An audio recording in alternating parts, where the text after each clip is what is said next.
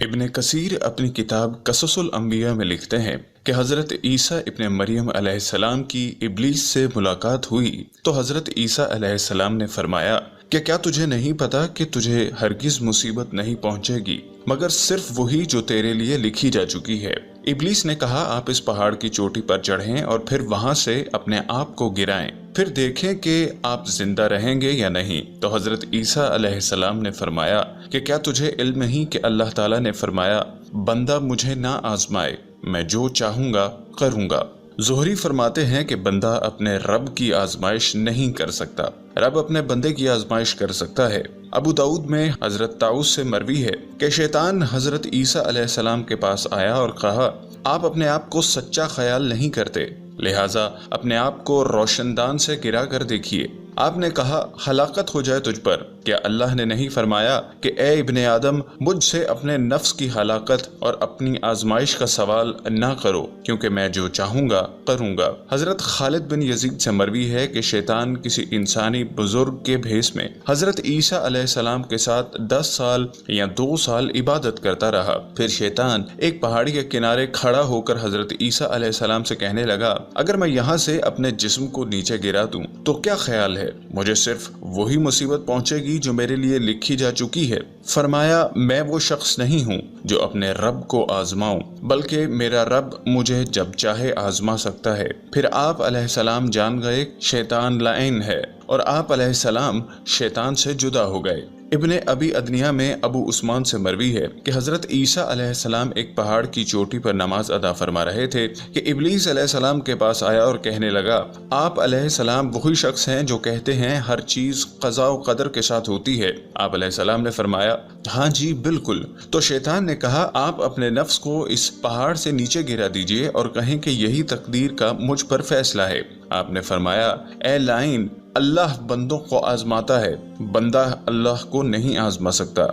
इब्ने अबी अदनिया ही की रवायत है कि हजरत सफियान बिन एनिया से मरवी है कि हजरत ईसा इब्ने मरियम अलैहिस्सलाम की इब्लीस से मुलाकात हुई। इब्लीस ने कहा, ए ईसा इब्ने मरियम अलैहिस्सलाम, तेरी परवरिश कितनी अजीम है कि तूने बचपन में गोद के अंदर की बातचीत की और तुझसे पहले ऐसा कोई ना कर सका। आप अलैहिस्सलाम ने फरमाया, बल्कि परवरिश तो उसकी है जिसने मुझे कुव्वत गोयाई दी, फिर वो मुझे मारेगा फिर जिंदा करेगा। शैतान ने कहा, आप भी तो किसी कदर रबूबियत के दर्जे पर हैं कि आप अलैहिस्सलाम मुर्दों को जिंदा करते हैं। फरमाया, बल्कि रबूबियत तो उसी जात की है जो हमेशा जिंदा करता है और मारता है, और जिसको मैं जिंदा करूं उसके हुक्म से उसको भी मारता है और जिंदा करता है। फिर शैतान ने कहा कि अल्लाह की कसम, आप अलैहिस्सलाम आसमान में भी माबूद हैं और जमीन में भी माबूद हैं। फिर जिब्रील ने शैतान को अपने पर से ऐसा तमाचा मारा कि वो सूरज के सींगों से भी दूर हो गया।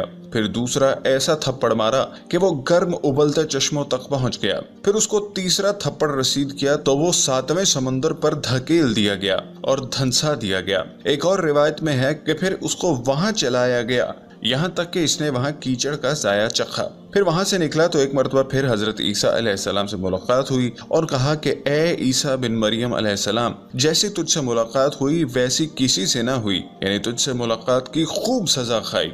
हाफिज अबू बकर खतीब की रिवायत में इस तरह के वाक़े को मजीद तफसील से बताया गया है कि हजरत ईसा अलैहिस्सलाम ने बैतुल मुक़द्दस में नमाज अदा की, फिर वहां से वापस पलटे, किसी घाटी के करीब पहुंचे तो शैतान आया और आप अलैहिस्सलाम को घेर कर बातचीत करने लगा और हर धर्मी पर उतर आया और कहता रहा कि आप बंदे नहीं हो सकते, लेकिन आप उसको दफा करते रहे, लेकिन वो था कि पीछे पड़ा रहा कि आप बंदे नहीं हो सकते। आखिर आप अलैहिस्सलाम ने अपने रब से पनाह मांगी तो अल्लाह के हुक्म से हजरत जिब्राईल अलैहिस्सलाम और मीकाईल अलैहिस्सलाम आए और उनको देखकर इब्लीस रुक गया।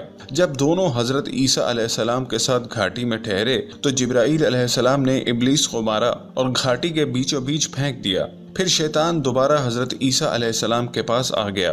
वो समझा कि फरिश्ते बस इतना ही करने आए थे और फिर हजरत ईसा अलैहिस्सलाम को कहने लगा कि मैं आपको खबर करता हूँ कि आप बंदे नहीं हो, क्योंकि आपका गुस्सा बंदों का सा गुस्सा नहीं है और आपके गुस्से की वजह से मैं ये अजियत देखी। लिहाजा अब मैं आपको आपके फायदे की बात बताता हूँ, वो ये कि अब मैं अपने बाकी शायातीन को हुक्म दूंगा कि वो आपके साथ हो जाएं और आपकी इत्तिबा करें। लिहाजा जब दूसरे इंसान भी ये देखेंगे कि شیاطین بھی آپ کے تابع ہیں تو وہ بھی آپ کی اتباع کرنے لگیں گے۔ اور میں یہ غلط بات نہیں کہتا کہ آپ ہی تنہا معبود ہیں، بلکہ آسمان میں اللہ تعالیٰ معبود رہے گا اور زمین پر آپ معبود ہوں گے۔ حضرت عیسیٰ علیہ السلام نے جب شیطان کی یہ بکواس سنی تو چیخ پڑے اور اپنے رب سے پکار کر فریاد کرنے لگے۔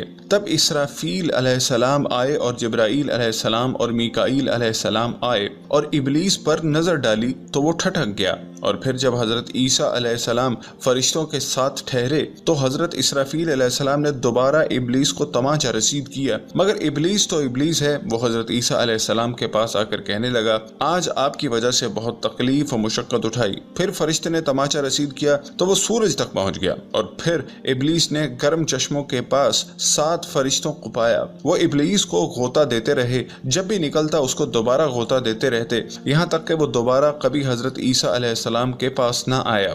راوی کہتے ہیں ہمیں اسماعیل عطار نے بیان کیا کہ ہم کو ابو حذیفہ نے بیان کیا، فرمایا کہ اس واقعے کے بعد شیطان کی ذریت اس کے پاس اکٹھی ہوئی اور اپنے سردار کی چاپلوسی کرنے لگی کہ اے ہمارے سردار، آج آپ نے بہت مشقت اٹھائی۔ تو شیطان نے کہا یہ معصوم بندہ ہے، اس پر میرا کوئی بس چلتا ہی نہیں، میں کیا کروں، جبکہ میں نے انہیں گروہوں سے بہت سے لوگوں میں خواہشات کو بھر دیا اور ان کو ٹکڑے ٹکڑے کر دیا، اور خود اس عیسیٰ کی قوم کو گمراہ کر دیا، اور اس کی قوم اس کو اور اس کی ماں کو معبود ماننے لگے۔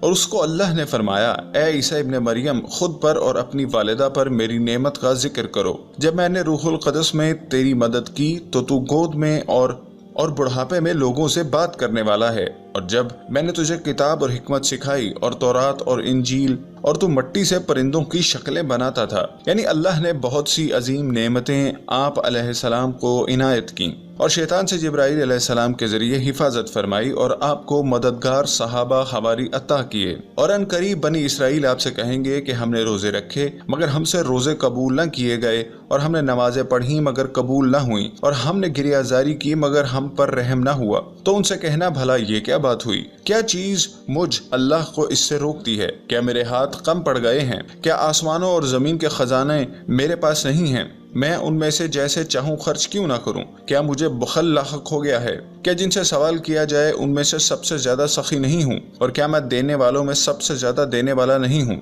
کیا میری رحمت تنگ پڑ گئی ہے، جبکہ رحم کرنے والے میری رحمت کی بدولت ہی رحم کرتے ہیں؟ بس اور کچھ نہیں، اللہ تمہارے دلوں کے کھوٹ کو خوب جانتا ہے۔ اے عیسیٰ ابن مریم، کیا جو حکمت آپ ان کے دلوں میں پھونکتے ہیں، اگر اس پر وہ دنیا کو ترجیح نہ دیتے اور آخرت کو پس پشت نہ ڈالتے تو ان کو کہاں سے رزق ملتا؟ تب وہ جان لیتے کہ ان کے نفوس ہی ان کے سب سے بڑے دشمن ہیں۔ اور تم بتاؤ میں کیسے ان کے روزے قبول کروں جبکہ وہ حرام قضاؤں سے روزے رکھتے ہیں، اور میں کیسے ان کے روزے قبول کر لوں جبکہ ان کے دل میرے دشمنوں کی طرف جھکے پڑے ہیں، جو میرے حرام کردہ کو حلال سمجھتے ہیں، اور میں ان کے صدقات کو کیسے قبول کر لوں جبکہ وہ لوگوں پر غصہ کر کے ناجائز طریقے سے مال وصول کرتے ہیں۔ اے عیسیٰ علیہ السلام، میں ایسے اعمال کا ایسا ہی بدلہ ان کو دوں گا۔ افسوس میں ان پر کیسے رحم کروں جبکہ ان کے ہاتھ سے انبیاء کے خون کے قطرے ٹپکتے ہیں۔ بس اب ان پر غضب و جلال ہی زیادہ کروں گا۔ اے عیسیٰ علیہ السلام، میں نے آسمانوں اور زمین کی پیدائش کے دن سے یہ فیصلہ کر دیا ہے کہ جو مجھ تنہا کی عبادت کرے گا اور تم ماں بیٹے کے معاملے پر میری ہی بات مانے گا تو میں ایسے لوگوں کو جنت میں آپ کا ساتھی بنا دوں گا اور منازل و کرامت میں آپ کے شرکا بنا دوں گا۔ میں نے آسمانوں اور زمین کی پیدائش کے دن سے یہ فیصلہ کر دیا ہے کہ جو تجھے اور تیری ماں کو اور اللہ کے سوا معبود بنائے گا، اللہ اسے جہنم کے نچلے طبقے میں جھونک دے گا۔ میں نے آسمانوں اور زمین کی پیدائش کے دن سے یہ فیصلہ کر دیا ہے کہ میں انبیاء اور ان کے دین کے ذریعے دین کو جاری رکھوں گا، اپنے خاص بندے محمد صلی اللہ علیہ وسلم پر اس کو ختم کروں گا، اور انبیاء اور رسول کے سلسلے کو ان پر ختم کر دوں گا، اور اس کی جائے پیدائش مکہ ہوگی اور جائے ہجرت مدینہ ہوگی۔ اس کی سلطنت ملک شام تک ہو جائے گی۔ وہ سخت نہ ہوں گے اور نہ بازاروں میں شور کریں گے، نہ فحش زینت و زیبائش کریں گے، نہ زبان سے بری بات نکالیں گے۔ میں ہر اچھے کام میں ان کی مدد اور درستگی کروں گا، ہر اچھی اور کریم عادت سے ان کو نواز دوں گا، تقوی کو ان کا ضمیر بنا دوں گا اور ان کا ہر حکم معقول بنا دوں گا۔ وفاداری ان کی طبیعت اور شخصیت میں داخل ہوگی، عدل و انصاف ان کی سیرت ہوگی، اور حق ان کی شریعت ہوگی اور اسلام ان کی ملت ہوگی اور ان کا نام آسمانوں میں احمد ہوگا، ان کو ناواقفی کے بعد نبوت میں داخل کروں گا اور بے علمی کے بعد علم سے فیضیاب کر دوں گا اور فقر کے بعد غنی کر دوں گا، اس کو رفیع المرجت کر دوں گا اور اس پیغمبر کے ذریعے میں لوگوں میں ہدایت کی شمع روشن کر دوں گا اور بہرے کانوں کو اس کی آواز ہدایت کے ساتھ سنا دوں گا، بند دلوں کے تالے کھول دوں گا اور مختلف اور متفرق خواہشات سے اس کی بدولت لوگوں کو چھٹکارا ملے گا، اس کی امت کو سب سے بہترین امت بناؤں گا جو لوگوں کی نفع رسانی کے لیے نکالی جائے گی، اور وہ امر بالمعروف کریں گے اور نہیں عن المنکر کریں گے، اور سب میرے نام میں مخلص ہوں گے اور میرے پیغمبروں کی تصدیق کریں گے۔ ان کی مساجد، مجالس، بیوت اور ٹھکانے ہر جگہ ان کو تسبیح و تقدیس، تہلیل الہام کر دوں گا، وہ میرے لیے قیام کی حالت میں، رکوع کی حالت میں اور سجود کی حالت میں نماز پڑھیں گے اور صف در صف میرے لیے قتال کریں گے۔ ان کی قربانیاں ان کا اپنے جانوروں کا صرف خون پیش کرنا ہوگا، ان کی کہ اب ان کے دلوں میں محفوظ ہوگی، ان کی قربانی ان کے شکموں میں ہوگی، رات میں راہب ہوں گے اور دن میں دشمن کے روبرو گرجتے شیر ہوں گے۔ یہ میرا فضل ہے، میں جس کو چاہوں عطا کروں اور میں عظیم فضل والا ہوں۔ اللہ